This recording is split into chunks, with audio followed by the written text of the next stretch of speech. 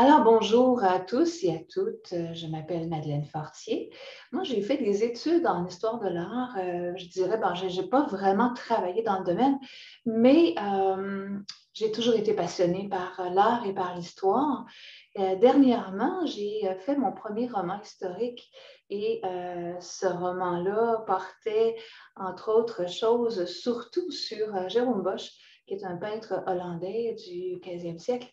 Et j'avouerai que ça m'a donné le goût de reprendre des lectures, de refaire des lectures, parce que j'ai dû faire beaucoup de recherches sur l'art au Moyen Âge, sur la vie au Moyen Âge, la vie des femmes aussi, parce que j'ai une héroïne qui vient du Moyen Âge, et la vie en atelier. Alors, ça m'a redonné le goût de travailler là-dessus, de relire là-dessus, puis je dirais aussi même de partager ce que j'avais appris. Donc, c'est ce qu'on va faire ensemble. Euh, je pense, je suis convaincue que l'art, c'est le reflet d'une société. Je suis convaincue aussi que si on comprend l'art d'une époque, on est en mesure de comprendre mieux l'art de notre propre époque. Par contre, je me pose une question par rapport aux trois artistes que j'ai décidé que j'ai choisi de vous présenter.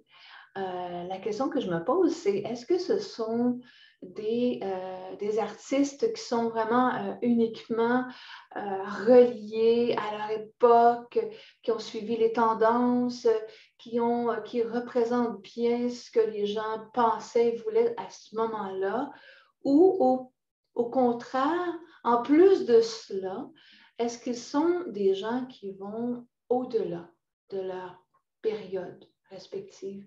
Est-ce que ce sont ce qu'on pourrait appeler des artistes hors du temps? C'est ce que j'aimerais voir avec vous.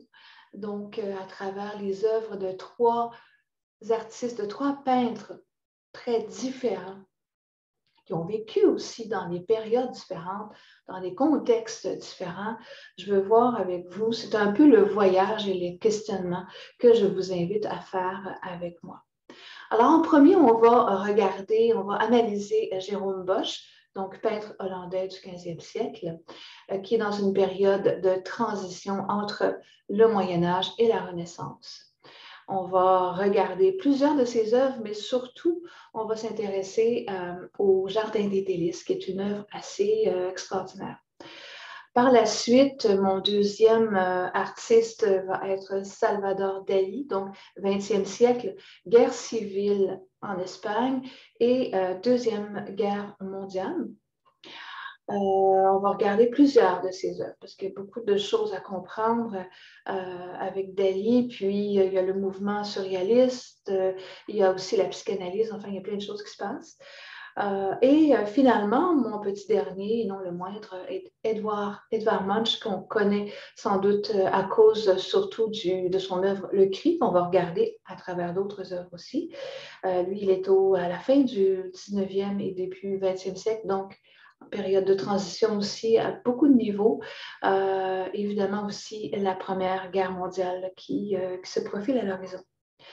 Alors, dans le fond, ce que je veux voir avec vous, c'est jusqu'à quel point ces grands mouvements de société, ces grands événements, ces contextes quand même assez tumultueux, jusqu'à quel point ils ont pu influencer leur art.